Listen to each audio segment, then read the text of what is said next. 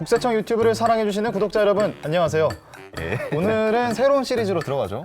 네, 그렇죠. 오늘부터 다뤄볼 시리즈는요, 바로 꿀팁 원천징수 마스터하기입니다. 원천징수. 그렇다면 이 원천징수의 정의 뭡니까? 말 그대로 세금을 원천적으로 징수하는 것을 말해요. 자, 소득 지급자는요, 소득을 지급할 때 소득세를 뺀 금액을 지급하게 되죠. 바로 이것을 원천징수라고 합니다. 원천징수한 소득세는요, 소득 지급자가 세무서에 신고하고 납부해야 됩니다. 자, 그래서 우리는 소득 지급자를 바로 원천징수 의무자라고 하죠. 그러면 이런 게 원천징수인데 왜 하는 겁니까?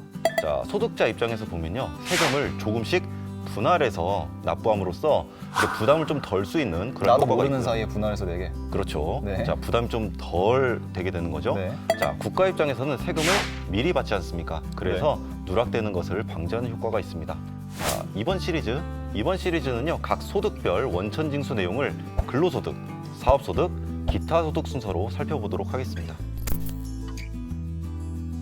연말정산과 좀 관련이 깊을 것 같은데 정확히 네. 어떻게 구분됩니까? 고용 계약하에서 근로를 제공하고 받는 대가, 모든 대가를 바로 근로소득이라고 합니다. 사실 이제 사업장이 다양한 만큼 근로소득에도 좀 종류가 있지 않겠습니까? 네, 그렇습니다. 자, 근로소득은요, 일반 근로소득과 일용 근로소득으로 분류할 수 있습니다. 자, 우선 일반 근로자는요, 이 일정한 고용주에게 계속 고용되어 가지고 이 월정액으로 급여를 지급받는 사람을 의미합니다. 지속적으로. 그렇습니다. 자, 그리고 이 세법상 일용 근로자는요, 시급 1급으로 급여를 지급받는 사람을 의미하는데요. 자, 이런 사람은 이 고용되어 있는 기간이 3개월 미만이어야 합니다. 자, 건설공사의 경우에는 1년 미만이어야 하고요. 3개월 이상 근로했거나 아니면 건설업 종사자분들 중에 1년 이상 근무를 하셨다면 이제 일용 근로자에 포함되지 않는다라고 볼 수도 있는 거겠군요. 그렇습니다. 자, 이런 경우에는 그 이후에도 시급 1급으로 급여를 지급받더라도 일반 근로자로 분류되는 것이죠. 자, 그러면 지금 이 원천징수에 쉽게 말하면 이 처리를 해야 되는 사람은 원천징수 의무자 아니겠습니까? 그렇습니다. 어떤 식으로 진행이 됩니까? 급여를 지급할 때 과연 얼마의 소득세를 징수해야 되느냐? 자, 그건 바로 간이세액표를 이용해서 계산하게 됩니다. 간이세액표요. 네, 그렇죠. 간이영수증 같은 그런 거군요. 예, 그건 아니고요. 그 월급액하고 그다음 공제 대상 가족 수에 따라서요, 매월 원천징수해야 될 소득세를 계산해주는 표를 말합니다. 자, 우선 예를 한번 들어보는 게 더 좋을 것 같은데요. 네, 우리 예시의 새한남.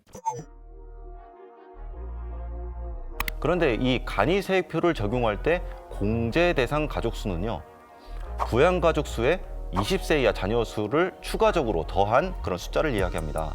네. 자, 그러면 부양 가족 수가 4명, 그리고 20세 이하 자녀 수가 2명이니까 공제 대상 가족 수는 6명이겠죠. 이 월급액 250만 원 구간하고 네. 6명 구간 네. 만나는 지점이 있죠. 자, 이 6,400원이 바로 원천징수해야 될 소득세입니다.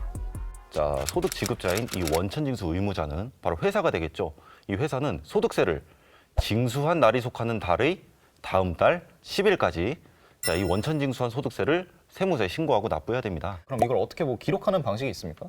이렇게 원천징수한 내역은요, 이 원천징수 이행상황신고서 상에 이 근로소득 간이 항목이라는 것이 있습니다. 지급한 금액 합계액과 원천징수한 소득세 합계액을 기재하시면 됩니다.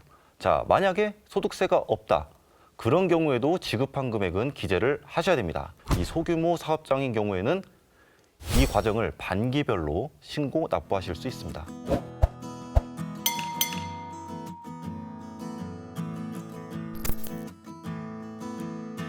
자, 이제 의문자를 봤으니까 네. 소득자를 볼 차례군요. 자, 소득자 입장이죠. 네. 자, 소득자는요, 이 원천징수 비율을 선택할 수 있습니다. 자, 간이세액표상의 세액 있죠. 네. 그 금액의 80%, 100%, 120% 중 한 가지를 선택해서 회사에 신청할 수 있습니다.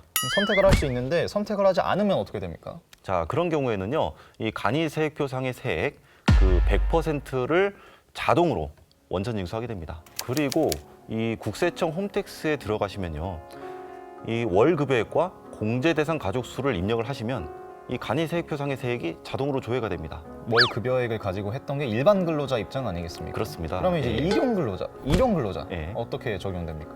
급여를 지급할 때 소득세를 원천징수한다. 네. 여기까지는 일반 근로자와 동일해요. 네. 예, 그런데 일용 근로자의 경우에는요, 연말정산을 하지 않습니다. 없군요, 연말정산이. 네, 그러니까 원천징수만 하면 납세 의무가 종결되는 것이죠.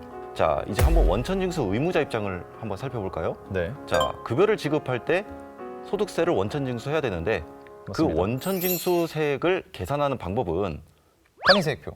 땡 화면에 나와 있는 산식에 따라 계산하게 됩니다. 산식, 계산식입니다.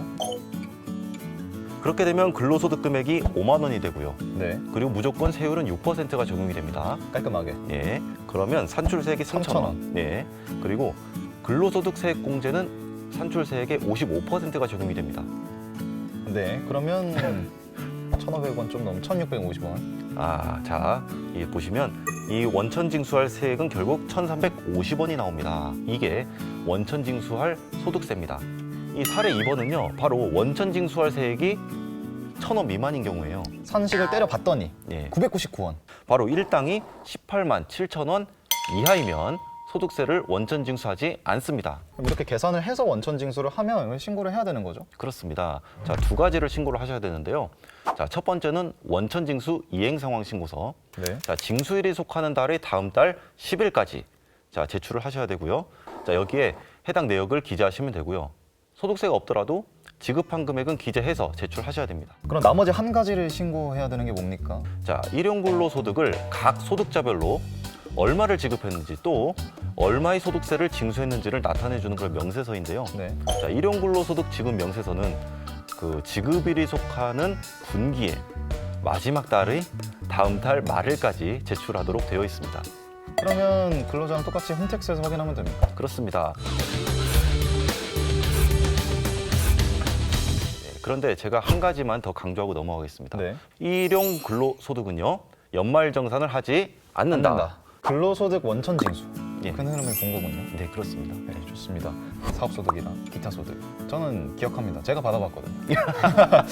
드디어 3.3%. 예, 그게 나오죠. 대망의 예. 3.3%가 예. 나오는군요. 알겠습니다. 저희는 그럼 다음 영상에서 다른 소득에 대해서 설명드리도록 하겠습니다. 그럼 여러분 안녕.